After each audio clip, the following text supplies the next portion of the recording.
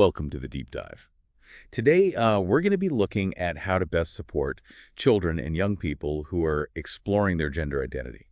And we're going to be taking some insights from this Guide by Action for Children, a UK-based charity. It's a really incredible resource for anyone working with young people. Yeah, it's packed with information, and it really stresses, the importance of creating a safe and supportive environment for all young people, and really recognizing that each person's experience with gender identity is unique. Absolutely. Okay, so let's jump right in. One of the first things that struck me was how the guide kind of just dives straight into explaining terms like gender identity, non-binary, and gender fluidity. I mean, for someone just starting to learn about this, these terms might feel a little overwhelming at first. How would you explain these concepts to someone who's completely new to all of this? That's a great point. These terms are really key to understand, and the guide does a good job of explaining them. Essentially, gender identity is really how someone internally feels about their own gender, regardless of their physical sex characteristics. It's their own personal understanding and definition of themselves in terms of gender. Okay, yeah, that makes sense. So where do non-binary and gender fluidity fit into all of this? Well, non-binary is an umbrella term for people who don't identify strictly as male or female. So they might feel like they fall somewhere in between those categories or identify as a mix of both. And then gender fluidity that describes people whose gender identity isn't fixed but can shift and change over time. So someone who is gender fluid might feel more masculine one day and more feminine another. Exactly. Or they might move between different non-binary identities. The key here is that their gender isn't static, it's fluid. And actually, the guide gives a really good example of why understanding these terms is so important. Let's say you have a young person who is assigned female at birth, but identifies as male. So they might prefer clothing typically associated with boys and using he, him pronouns. Now, without understanding these terms, someone might just dismiss this as like a phase, instead of a genuine expression of their gender identity. Right, yeah. That's such a good example. It really highlights how not understanding these terms can actually lead to misunderstanding a child's needs. Exactly. It can lead to dismissing their feelings and not providing the right support. So getting those definitions right is crucial for creating that supportive environment. What else does the guide highlight as essential for supporting young people exploring their gender identity? One thing that really stood out to me was the emphasis on early intervention. The guide mentions a study where a school implemented a peer support group specifically for LGBTQ plus students. And the results were really incredible. There was a significant decrease in bullying and an increase in self-esteem among the students who participated. That's awesome. It really shows that taking these proactive steps to create a supportive and inclusive environment can make a real difference. Absolutely. And this kind of early intervention can help address some of the challenges young people might face when exploring their gender identity. Like what kind of challenges? The guide mentions some pretty heavy stuff, right? Yeah, it does. It talks about the increased risk of low self-esteem, self-harm, and even suicide among young people who are struggling with their gender identity.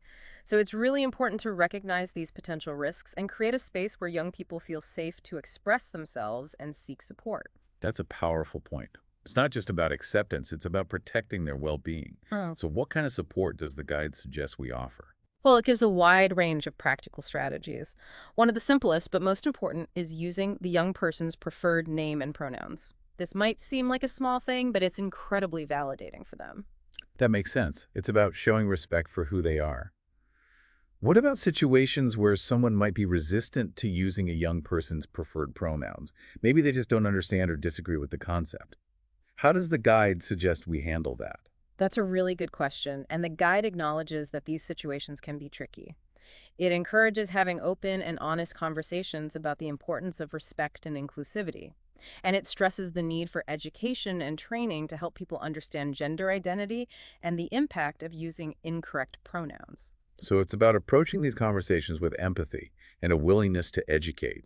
Not about forcing anyone to change their beliefs overnight, but helping them understand the significance of these actions. Exactly. It's about creating a dialogue and building understanding. Okay, beyond using the correct names and pronouns, what other practical support strategies does the guide highlight? I remember it getting into some really specific examples. Yes. It goes into quite a bit of detail. For example, it talks about the importance of schools having gender-neutral uniform options or allowing students to choose the uniform that aligns with their gender identity.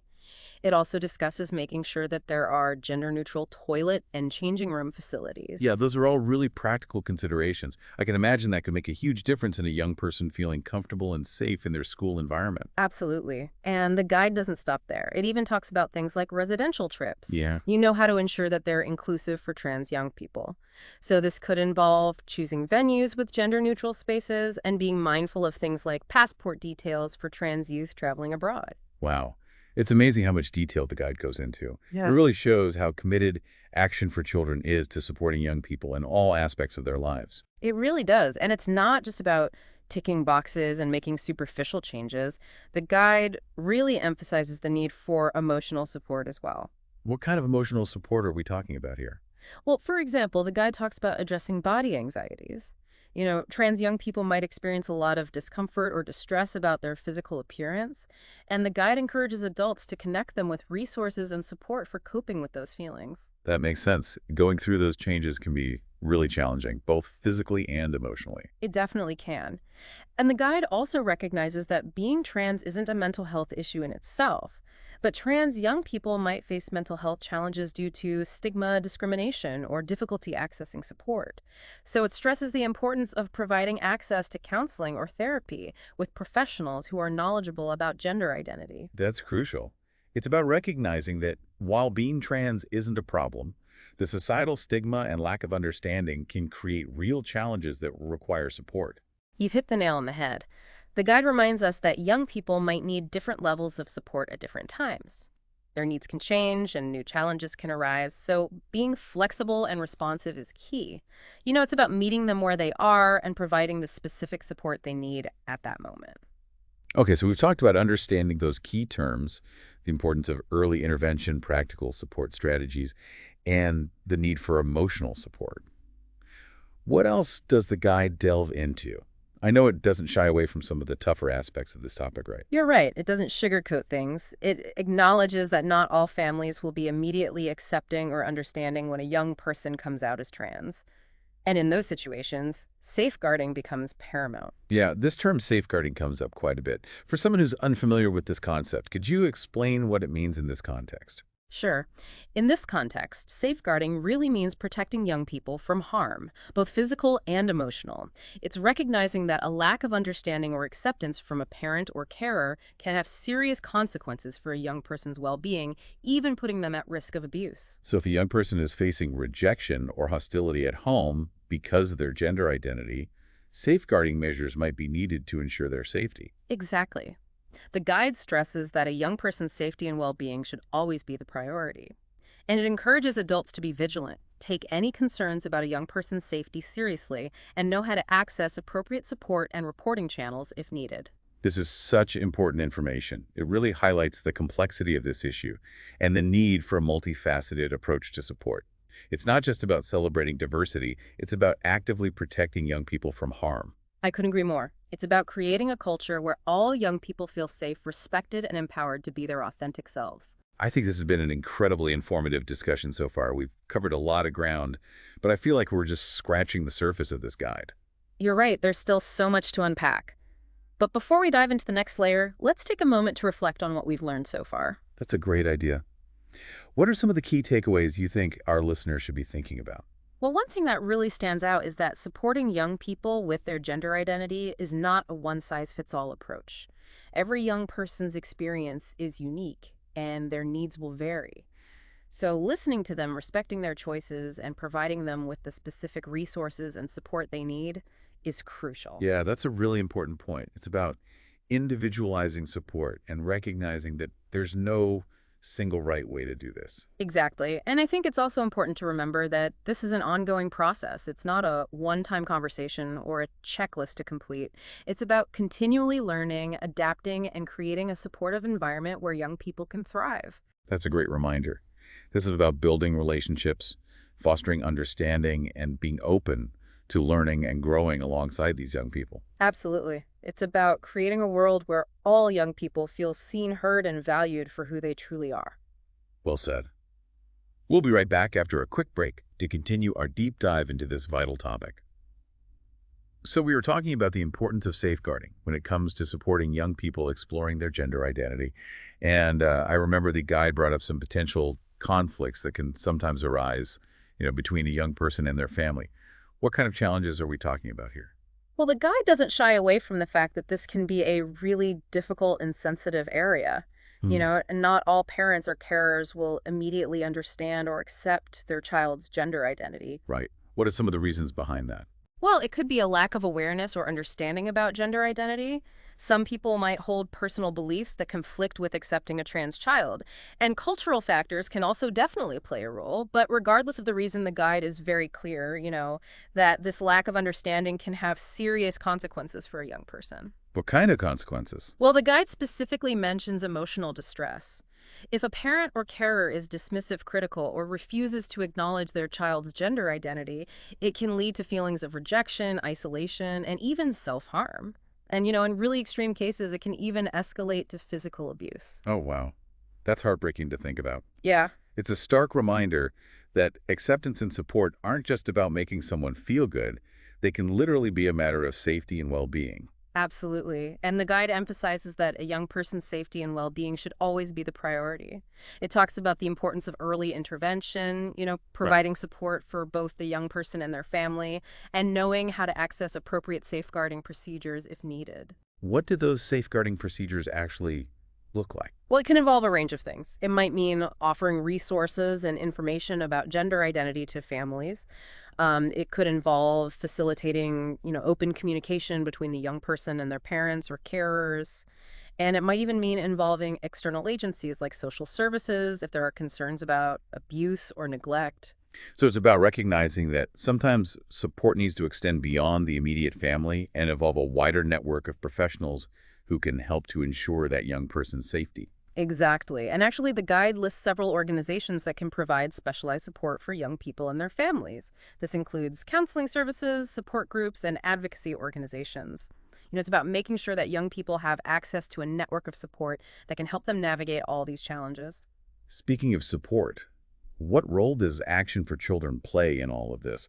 The guide mentioned that they're doing quite a bit to actually champion inclusivity. Yeah, they are. One thing they do is designate gender identity champions in every country where they operate. These champions act as points of contact and provide informal support to colleagues who might have questions or need guidance on supporting young people with their gender identity.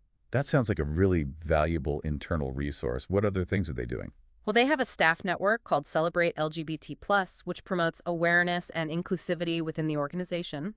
They also participate in pride events and celebrate key LGBTQ+ days and events like LGBT History Month. And many staff and volunteers even wear rainbow lanyards as a visible symbol of their allyship. Wow, that's fantastic. It's so important for organizations to not just talk about inclusivity, but to actually take concrete steps to create a welcoming and supportive environment. I agree. It really demonstrates Action for Children's commitment to supporting all young people regardless of their gender identity. This deep dive has been so eye-opening. We've covered so much from understanding key terms to exploring those practical support strategies and the crucial role of safeguarding. What are some final takeaways you think our listeners should walk away with? One thing that really resonated with me is that while there are general principles and guidelines for supporting young people with their gender identity, every individual's experience is unique. There's no one-size-fits-all approach. Yeah, that's such an important point. It's about being flexible, responsive, and really listening to each young person's individual needs. Exactly. It's about meeting each young person where they are and tailoring support to their specific needs and circumstances. And it requires ongoing, attentiveness, open communication, and a willingness to learn and adapt. This has been an incredible deep dive, and I think our listener is feeling much more equipped to navigate this complex and important topic. Before we wrap up, is there anything else that stands out to you from this guide? Anything you think is particularly important for our listener to remember? One thing that really struck me is how the guide doesn't just focus on the challenges. It also highlights the incredible resilience of these young people. It celebrates their courage, their individuality, and their unwavering determination to be true to themselves. Oh, that's a beautiful point. It's about recognizing that supporting young people with their gender identity is not just about addressing problems. It's about celebrating their strengths and empowering them to thrive. Absolutely. And it's a reminder that supporting these young people is not just a task or a responsibility, it's a privilege. It's an opportunity to witness their journeys of self-discovery and be a part of creating a world where they can live authentically and joyfully. This has been such an enriching conversation. We've talked about understanding key terms, navigating those challenging situations, and the importance of creating that supportive environment. But the conversation doesn't end here, right? Of course not. This is just the beginning. There are so many resources available for those who want to learn more and delve deeper into this topic. Right. The guide even includes a whole appendix dedicated to support services and organizations. Can you give our listener a little preview of what they can find there? Absolutely. There are organizations like Childline, which offers online guidance and support, and Mermaids, a well-known support group for gender-variant children and teenagers and their families. And there are resources for professionals too, like CEOP, which provides resources on online safety for LGBT plus young people, and NSPCC, which offers a range of services and resources to support all children. Wow, it's amazing to see just how many resources are actually available. It really shows how much attention and care is being dedicated to supporting young people with their gender identity. It's truly inspiring to see the growing network of support that's available. And it highlights that this is an evolving field. Right. There's always more to learn and new perspectives to consider. So where does that leave our listener? What's the next step for someone who wants to continue exploring this topic? I'd say the best next step is to dive into those resources. Action for Children has done a fantastic job of curating a list of reputable and helpful organizations.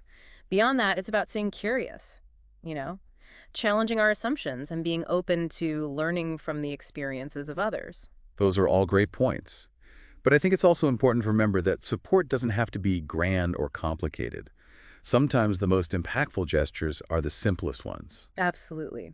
A smile, a listening ear, using someone's correct name and pronouns. These small acts of kindness can make a world of difference. And those small acts can ripple outwards, creating a more inclusive and compassionate world for everyone. Exactly. It's about recognizing that everyone deserves to feel safe, respected, and supported in expressing their authentic selves. Well said. We've covered a lot of ground in this deep dive, but this is really just the beginning of the conversation. Before we wrap things up, I wanted to touch on one point that we haven't really addressed yet. The guide focuses specifically on supporting children and young people. But what about adults who are exploring their gender identity? Oh, that's an excellent point. While this guide focuses on younger individuals, the core principles of support and understanding apply to people of all ages. And there are specific resources available for adults who are questioning their gender identity or transitioning later in life. That's a great reminder that this journey of self-discovery can unfold at any stage of life. And it's never too late to seek support and find community. Absolutely. The resources and support networks may look different for adults, but the fundamental need for acceptance, respect, and understanding remains the same. So while this deep dive has been specifically about supporting young people, it's important to remember that these conversations are relevant for everyone. I couldn't agree more. Understanding gender identity and advocating for inclusivity is something we should all be engaged in regardless of our age or personal experience. Well said. This has been such an insightful and thought-provoking deep dive. I know our listener is walking away with a wealth of information and a deeper understanding of how to support those exploring their gender identity. But before we sign off, I wanted to touch on one final point that the guide brought up. What's that? The guide briefly mentioned the intersection of gender identity with additional needs.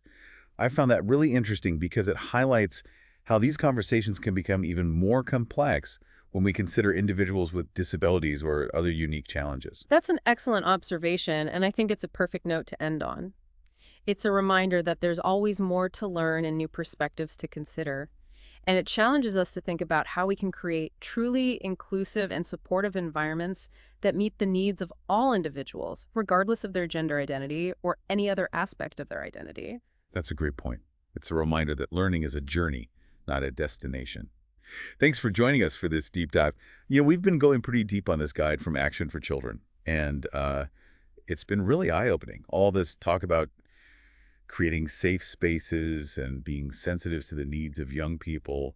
exploring their gender identity. It's so important. It really is, and the guide lays it all out so well. Everything from those tough conversations about family dynamics and potential conflicts to making sure that schools and organizations are really equipped to provide the right support. It's all in there. Right. And it doesn't just tell you what to do, it gives you the resources to learn more and take action.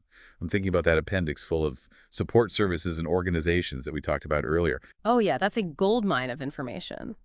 You've got organizations like Childline that offer online guidance and support, and Mermaids. They're a well-known support group specifically for gender-variant children and teenagers and their families.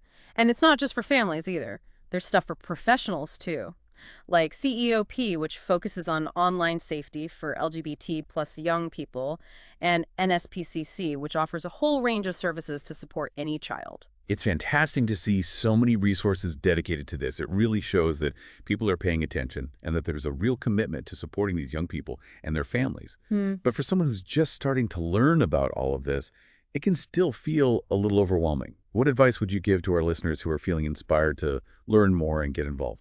I think the best place to start is with those resources we talked about. Action for Children did a fantastic job of curating a list of really reputable and helpful organizations. So visit their websites, take a look at the information they have, and don't hesitate to reach out to them directly if you have any questions or need some guidance. That's great advice.